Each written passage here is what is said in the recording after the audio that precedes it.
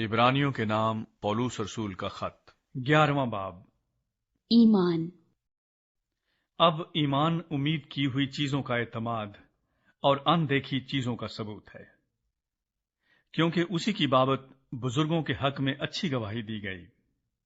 ईमान ही से हम मालूम करते हैं कि आलम खुदा के कहने से बने हैं, ये नहीं कि जो कुछ नजर आता है ज़ाहरी चीजों से बना हो। ईमान ही से हाबिल ने कायन से अफसल कुर्बानी खुदा के लिए गुजरानी, और उसी के सबब से उसके रास्तबाज होने की गवाही दी गई, क्योंकि खुदा ने उसकी नजरों की बाबत गवाही दी, और अगरचे वो मर गया है तो भी उसी के वसीले से अब तक कलाम करता है। ईमान ही से हनूक उठा लिया गया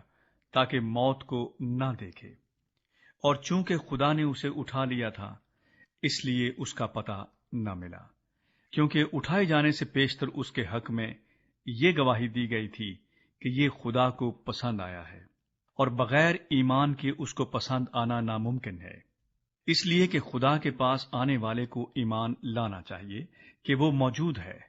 और अपने तालिबों को बदला देता है। ईमान ही के सबब से नूह ने उन चीजों की बाबत जो उस वक्त तक नजर न आती थीं, हिदायत पाकर खुदा के खौफ से अपने घराने के बचाव के लिए कश्ती बनाई,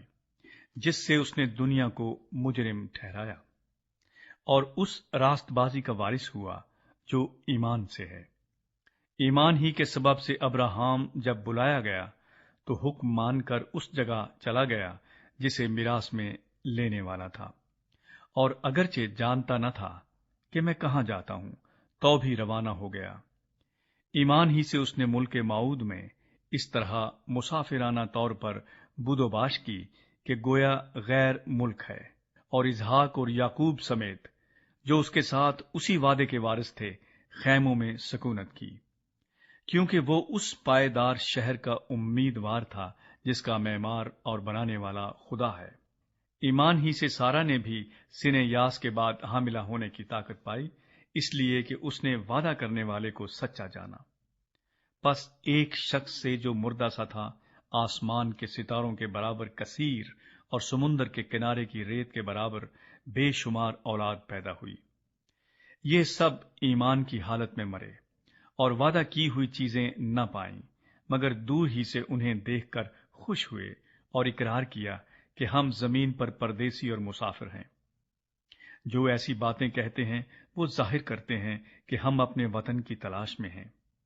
और जिस मुल्क से वो निकल आए थे अगर उसका ख्याल करते तो उन्हें वापस जाने का मौका था, मगर हकीकत में वो एक बेहतर यानी आसमानी मुल्क के मुश्ताक थे।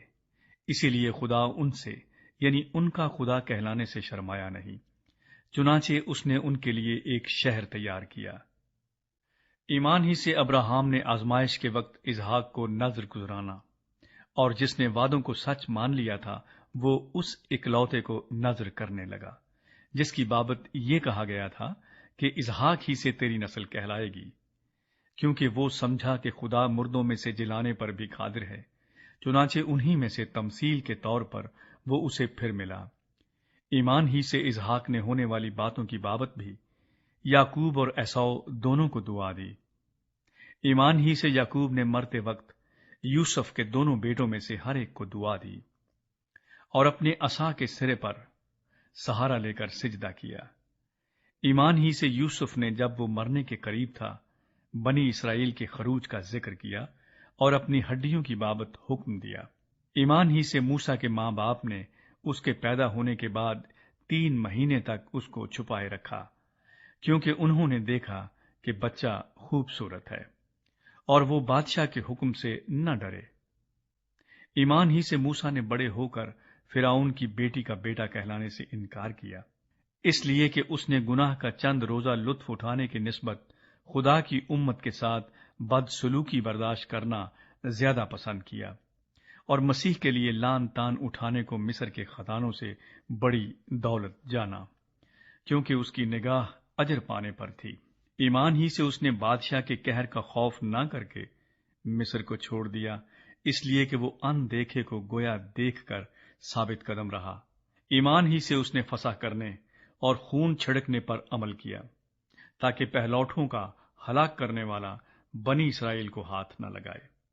ایمان ہی سے وہ بحر کلزم سے اس طرح گزر گئے جیسے خشک زمین پر سے، اور جب مصریوں نے یہ قصد کیا تو ڈوب گئے۔ ایمان ہی سے یرہو کی شہر پناہ جب 7 دن تک اس کے گرد پھر چکے تو گر پڑی۔ ایمان ہی سے رہب فحشہ نافرمانوں کے ساتھ ہلاک نہ ہوئی، کیونکہ اس نے جاسوسوں کو امن سے رکھا تھا۔ اب اور کیا کہوں،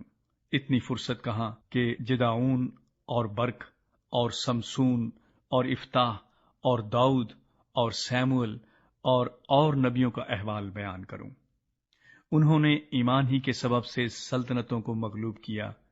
راست بازی کے کام کیے، وعدہ کی ہوئی چیزوں کو حاصل کیا، شیروں کے منہ بند کیے، آگ کی تیزی کو بجھایا، تلوار کی دھار سے بچ نکلے، کمزوری میں زور آور ہوئے، لڑائی میں بہادر بنے،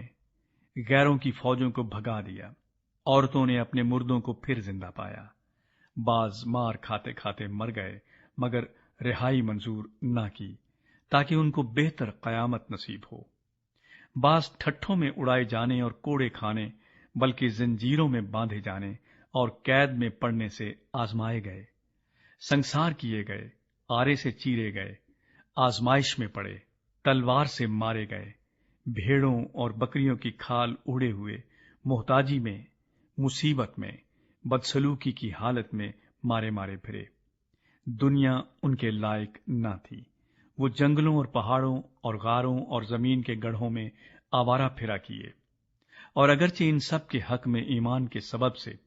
اچھی گواہی دی گئی تو بھی انہیں وعدہ کی ہوئی چیز نہ ملی، اس لیے کہ خدا نے پیش بینی کر کے ہمارے لیے کوئی بہتر چیز تجویز کی تھی تاکہ وہ ہمارے بغیر کامل نہ کیے جائیں۔